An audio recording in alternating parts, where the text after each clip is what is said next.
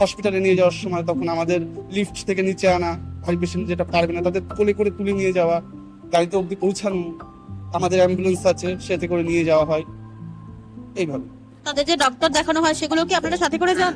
আমরা ওসব কথাবার্তা আমরাই বলি, আমরা ছেলেরাই যাই সবকিছুতে, এবং আমরা কথাবার্তা ডাক্তারের সঙ্গে বলি সবকিছু, আমরা তাদের দেখাশোনার কোনো টেস্ট রিপোর্ট সবকিছু আমরা দেখে শুনে করে নিয়ে এসি। তাদের ধরুন নার্স কি তাদের সাথে যায়? খুব প্রয়োজন না হলে নার্সে যাওয়া লাগে না, হ্যান্ডেল আমরাও করি, আর যদি খুব ইমার্জেন্সি থাকে তখন নার্স সঙ্গে যায়।